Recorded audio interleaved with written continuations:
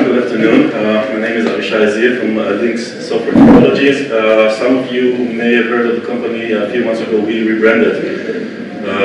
We used to be known for the last 25 years as LinuxWorks. We rebranded because people thought that we are a Linux distro, and actually we're not. So it took us 25 years to came about this realization. I'm leading the cybersecurity solutions at Linux. I'm not going to talk about my products per se. I'm going to talk about a few alarming and disturbing facts about the malware DOM and what are we going to do with it. I'll suggest a few ways to deal with the most persistent threat, commonly known as APTs, but actually APTs. I will not talk a lot about APT per se, because again, so much has been talked about APT. I'd like to talk about what, in reality, APT does and how can we cope with it. Now, I hope that you're not overwhelmed by now from a multitude of presentations. Unfortunately, I think I'm going to overwhelm you with a number of details. So. But take it easy. I'm a nice guy. I'm trying to go through the presentation and get back home alive. So I'd like to talk about the real, what I call the true state of affairs of malware, and provide some figures and statistics that commonly, or I mean, they're not commonly, they're available, but they're not looked at, and they're not really emphasized for some reason. I'd like to put some emphasis on them. I'd like to bring it from a perspective of what I call infection topology. Again, it's an angle that is not easily accessible and is not talked a lot about by the vendors, and I think for good reasons. I'd like to focus again on the less discussed problem of malware, which is the infection phase. This is the most critical part of the malware, the life cycle of the malware, and for good reason. Again, a lot of vendors try to ignore it and focus on other phases of the what we call cyber kill chain, or the life cycle of the malware. And then I'd like to spend a few minutes to talk about what is a successful malware. So try to look at it from the perspective of the malware itself and claim that the two properties, evasion and persistent, that are the makeup of a good malware, and that actually relates specifically to APT. And then offer a number of ideas and approaches, because I assert that we need to add a new paradigm in terms of technology and solutions to augment existing solutions, but one that will be able to deal with this next generation of threats. So let's begin. It's quite a lot of ground to cover, hopefully within 24 minutes. Can extend by 5 minutes. Really? Yeah. Good things happen. I love it, yeah, absolutely. I love it here. So I'm not sure whether you guys are reading regularly the security reports and threat reports and analysis reports of all of the security vendors and independent, labs and so forth. You don't, right? Yeah, I mean, don't turn it into a hobby, because it may ruin your life. But the thing is this: so if you read it and you're forced to read it like me because this is your job, then you're left rather perplexed, because if you look at all of the security vendors are trying to deal with malware and have solutions. But you look at the security, the regularly published security reports and quarterly reports and annual reports and so forth, and each report is completely different. They look at the same space. I mean, for me, it's not like they are in the same page or roughly in the same page or in the same book. It looks like every security vendor is on a different galaxy. What's more, they have their unique angle, because each vendor, I mean, for that reason, have their own secret sauce, their own soup about what they're good at, and some not so good dishes that they're not that good at. They tend to focus, of course, on what they're good at, but the thing is, the reader actually looks at the same space of malware and get completely different ideas from each report that he or she reads. But there's one thing in common, that they all agree that the threat level is severe, grave, and it's rising. But again, I mean, there's not much news here, right? We know that. We feel it because we are infected. So let's look at a number of figures, again, from a less common angle, and see what the conclusions can be. First, I'm not sure whether you read this report, but I urge you to read it, although it's from a company that probably will be a competitor of ours. It's a startup out of the Silicon Valley called Last Line. It was founded by, I think, a few professors from Santa Monica State University. What they did is a very different kind of live research into malware. They did a long-term research. They took about 500,000 in the wild malware, and over a year, using the same, the leading, or actually most of the known antivirus engines, every day, they ran the same batch, not new malware, but the same batch, and came up with the conclusions. So they use mostly, by the way, the online services of these engines and some VirusTotal findings as well. But their aim has been to look at the sequence and the behavior and the level of updateness of the engines. Now, it's pretty horrific, again, but again, the bottom line is new research, old news. But the thing is, out of the fresh batch of those 500,000 malware, only 51% of the 0-day were detected. But the worst thing is, if you look at the rest sequence of events, throughout the year, at the end of the year, still 10% of the same year-old malware, 0 days, were not detected by completely updated, up-to-date engines. And here's the worst news, of course, is that the top 1%, these are actually the APTs, if you will, were not detected at all. So now this is an unbiased research because these guys are not antivirus vendors and they're not offering engines. But it was a very interesting methodology.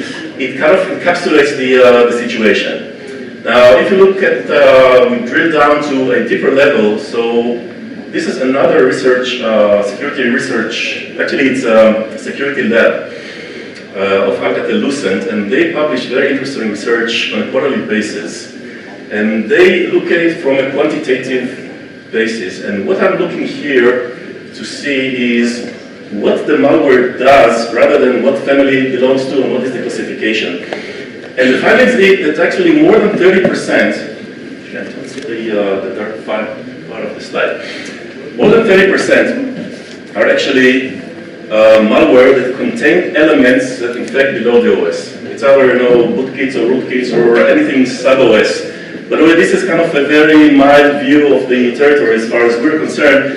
But it means that even those, common and some of them rather benign malware still contain extremely sophisticated infection mechanism, and those sub-OS infections are undetected almost by definition by common detection methods, definitely anti-malware clients. They have no capability in looking beyond the OS. So at least 30% of the known malware contain these stealthy and undetectable elements. If you look at McAfee, McAfee has a technology called DeepSafe. You may have heard of it. It's one of their best kept secrets, although this is a good technology. By the way, disclosure, so my company sold McAfee, their sandbox, a year ago, Validate. You may have heard of it, but now the threat emulation or threat analysis or whatever they call it, McAfee's product that was launched a few months ago actually is based on the stuff that we sold them. So DeepSafe looks slightly beyond or below the OS. McAfee are one of the only companies that are looking into rootkits and sub-OS infections. And their finding, which is very persistent, I'm looking at these reports of theirs on a quarterly basis, they say that at least 80% of the rootkits are actually bootkits. They infect the boot sectors. It means that, bootkits, and I'm sure you're aware of what bootkit is, but once the boot sector has been infected this way or the other, then whatever infected it gains full control over the operating system that runs on top of it, period. And this is one of those black and white situations. Now, by the way, the question remains, how many rootkits are there, in the market? If you ask Microsoft, they say that about less than 0.5%. Checkpoint, by the way, says the same. If you talk about McAfee, they say that at least 10% of all malware are rootkits, and for those, 80% at least are bootkits, which again, stealthier and undetectable. So, again, different views for the same malware dome. The bottom line is that all of those figures, which are, I think, pretty much unbiased, they're not really painted in some, vendor-biased colors, portray an alarming and I think very scary situation where a significant part of the malware that we know of actually is much more dangerous and stealthy and undetectable and persistent than we assume. But here's the worst news. This relates only to the malware that we are able to detect and analyze and classify. Think about the stuff that is out there that is undetected yet or will never be detected. I have no idea, by the way, what is the proportion. Do we catch only 10% of the known malware? 60%? 80%? No one really knows. Okay, so let's get some more bad news. First, about the detection gap. A lot of hype is around it for good and bad reasons. Detection gap is pitched by a lot by Mandiant and FireEye, and it's based a lot of the APT1 research that they've done and so forth.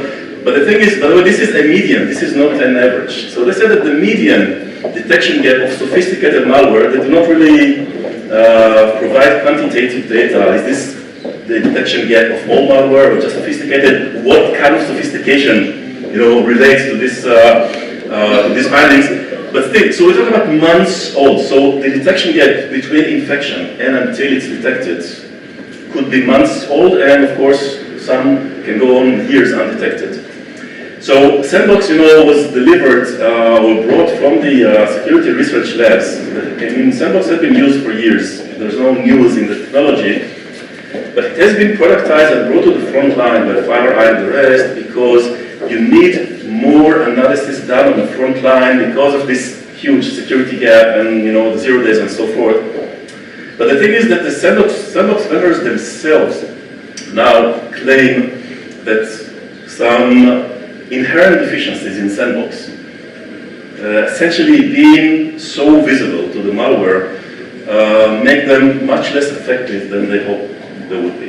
If FireEye, by the way, I'm not giving them credit, they are doing a lot of bad marketing and bad service to the industry, but if you read the research, what the security labs write in the blog, and it's open on the web, this is what they say. We have severe problems with our own detection method, which is actually their secret sauce.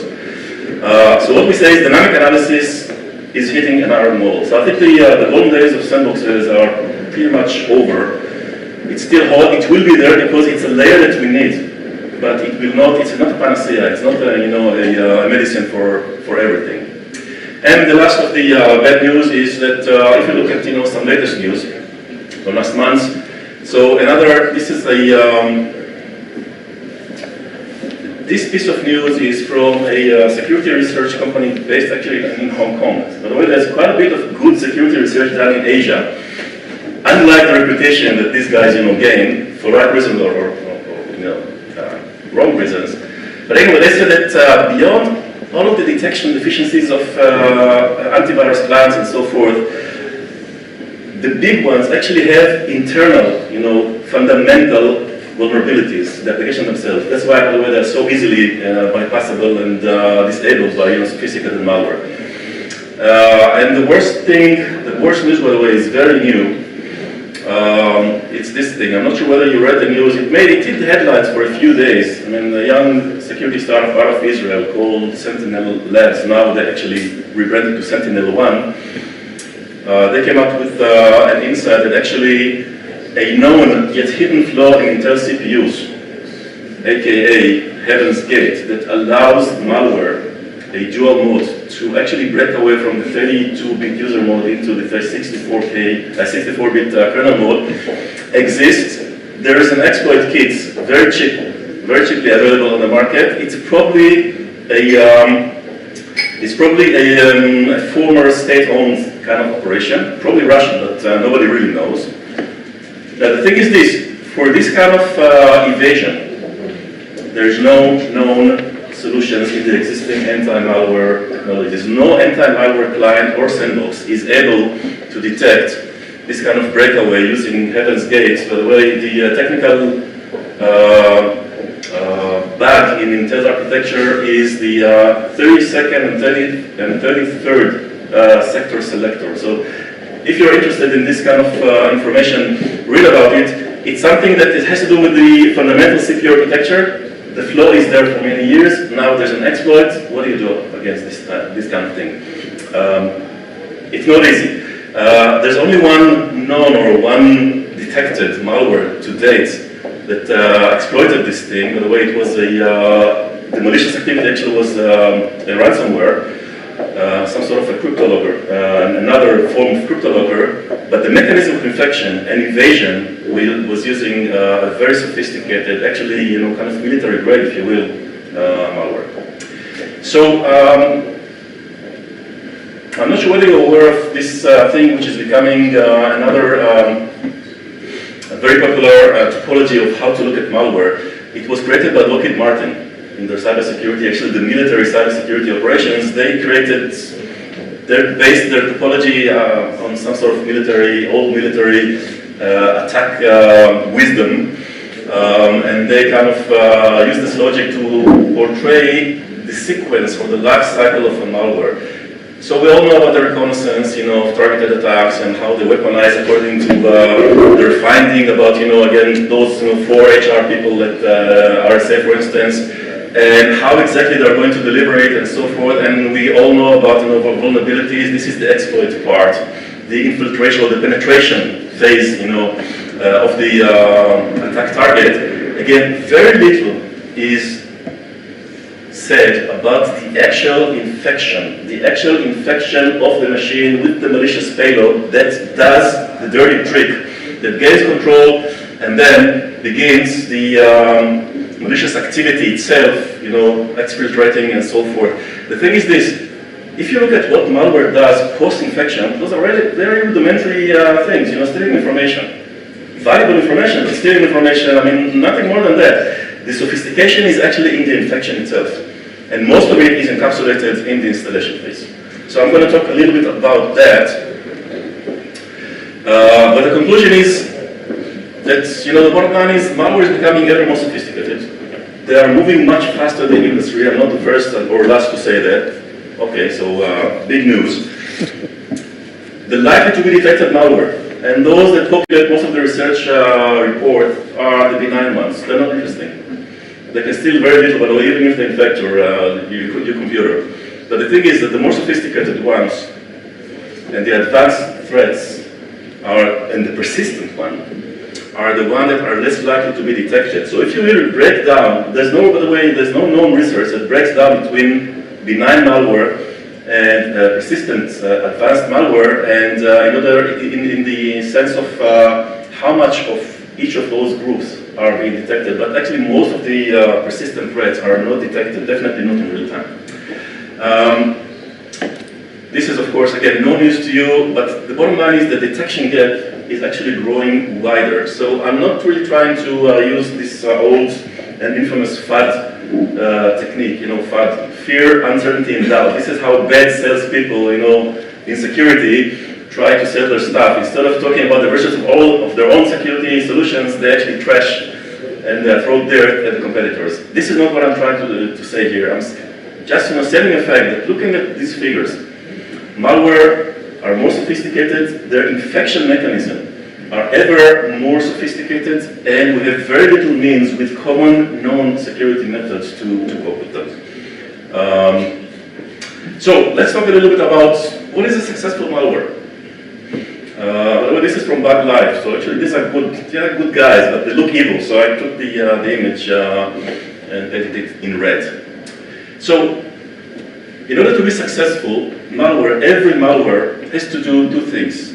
Be evasive, that is, be undetected throughout its entire life cycle, and be persistent. Let's talk a little bit about what is evasion. Again, it's very high level because we can spend hours only on this part alone. What is evasion and what is persistence? So, this is, again, our topology about the difference between evasion and persistence. Actually, it's a mixed bag, and there's a gray area between, but for the sake of clarity, I do this kind of almost synthetic division between the two. So take it with a grain of salt, because actually it's a mixed bag, and evasion always comes along with persistence. But evasion typically deals with the first phase of exploiting and penetrating the attack surface, the machine. And it means that these sophisticated malware are, for the most part, looking for stuff that may detect them. So if you're looking at Sandbox or any other automated malware analysis that are very common these days, they're very easily detectable. It's virtualized, it has a footprint of a hypervisor that is so big that cannot be really hidden. The OS doesn't really look real. It's very tiny because for the sake of performance and scalability, each OS is a tiny, 2 to 4 gig partition using 1 gig of memory, 1 CPU thread, and so forth. It doesn't look real. And it's very easy for a malware to see that the partition size is too small to be a real user. Furthermore, they're looking for interaction of human user. Now, there is a definition between high interaction sandbox or honeypot and low interaction. Sandbox is low interaction. It means that the automated execution of the malware in the sandbox is done. Oh my God, I'm going to talk faster. It's done very fast, very few interaction of the users. Again, it looks synthetic. So the malware are looking for real user activity, like right mouse click, scrolling of an application of a browser. User inactivity, this is very new. Found out only a couple of weeks ago. Look for user inactivity because this is a sign that this is actually a real user. It doesn't all the time like a robot, execute files and so forth. Now what happens is if the malware finds out that these things are visible, the malware doesn't execute, so not to be detected, analyzed, and classified. So this is the evasion, right? This is the penetration before the real malicious payload has been installed. The persistence has to do with the actual installation of the malicious payloads, the actual malware or APT or whatever it will be. But APT is not a technical term, it's a marketing term. So advanced persistent threat, I know what persistence is, I had no idea what advanced is and where it begins and where it ends, and I had no idea what threat is. I mean, if I hurt my finger, then this is a threat to me. This needle is a threat. So it's more of a marketing umbrella rather than really a definition, technical definition of a malware. But this is the stuff that is the hardest to detect, because it means once the exploit has been done, the malware assumes more evasive and more sophisticated evasive technique in order to go on and be undetected even while the machine is being infected. So a very common thing is to install below the OS.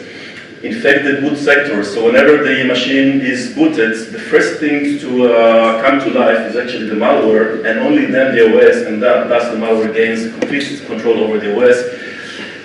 Hide the file system and a lot of their stolen information in unpartitioned or hidden sectors of the disk that the OS cannot see by definition. So any OS cannot see hidden sectors in the disk in real time from the OS. And so forth. So these kind of activities, the font is very little because there are so many of those, and this is only partial list of the evasive technique of malware during the persistence stage. But the thing is this, persistence means that the malware remains evasive even after it's installed. So this is the kind of distinction I make between evasion and persistence. So what I'm saying here in the last few minutes, 15, right? 5. Yeah. So it's time. Clearly, the existing methods of malware detection are not doing a great job dealing with the new and contemporary malware. And we need a new paradigm, not to replace probably, but to augment the existing framework. And what I'm saying very fast, and you stop me short, whenever I'm exceeding my, my allotted time. First, in order to do a good detection, you need to have the detection undetectable by the malware. Now, technically, the only way that I'm aware of to achieving this is separate between the attack surface, the attack OS, and the detection layer. Now, the only way to do that is if you're using hypervisor and actually arming the hypervisor to become the detection layer. It's not introspection, by the way. It's a different level of detection. Now again, if you're using hypervisor that is below the OS and have a better or superior security privilege, then odds are that it will be undetected and will not be bypassed or disabled or messed up with by the malware. Now, in order again to fool the malware or to make the malware, have the malware execute, you have to set up a machine that looks like a real machine and a real user. Sandbox is not good enough. So you need to set up a high interaction honeypot. Honeypot denotes that this is a full-blown scale machine, and high interaction or advanced interaction denotes that the robot that actually mimics the user in the honeypot must actually function and behave in exactly the same way as every dummy user does. Do clicks, open windows, scroll, and do stupid stuff, execute files that it should not execute and so forth. It calls for an elaborate mechanism that, by the way, can be developed. But once you have these two, then odds are that the malware will not detect that this is actually a monitored and isolated environment. And the last thing is, you have to put it inside the network. The detection must be the closest to real users. So this honeypot must be placed in the network, in a network node. It is actually a user, a defined user in the network. Putting it on the network edge, on the perimeter, is not good enough. Why? Because post-infection, and you have multi-stage malware these days that sit and wait and installing in stages and so forth. It takes weeks, even months, until actually they come to life. And once they begin to do it, probably they set up their CNC server inside the network and so forth. If you are not in the network, there's no way you have full visibility into the activity of the malware. Again, sandbox and gateway and cloud-based analysis are not good enough. You have to be real in the network or completely monitored and isolated. Great. So, the way to do it is using virtualization in a completely different level. And for that, you need a custom design and custom built hypervisor. So using Zen or KVM will not do, because what you need actually is hypervisor that is void of all virtualization properties.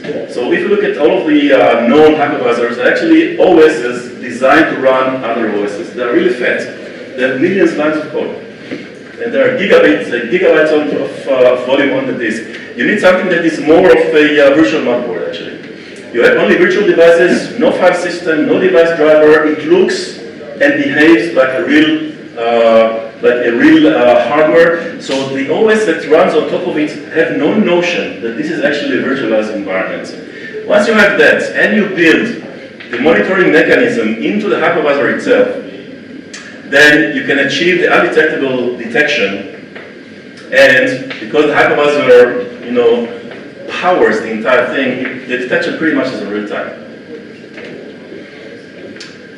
And last, as I said, you have to make the machine look, feel, and behave like a real user. So it has to be some sort of honeypot that is configured exactly like a real user in the enterprise. With the same applications, the same size of partition, the CPU needs to be real, the memory needs to be real in size and functioning and so forth. Now, if you want to make it, a real threat detection mechanism, of course, you have to productize it. You have to make it virtualized, of course, so it can be, resumed, resetted to its pristine state once infection has been occurred and so forth. But you have to arm it with capability not only to detect that there has been an infection, but with the ability to extract the malicious code from the memory. Again, possibly, if possible, in real time. If you do that, then you have actionable information deducted out of the honeypot. Now, if you are the virtualized environment, then you can extract the malicious payload from the memory. It's not easily done, but it can be done. Once you do that, then you have, again, a new level of threat detection that is in the network and provide, I call it the first and last line of defense. So again, it has to be added to Sandbox and to the gateway base, and it doesn't replace, the anti-malware.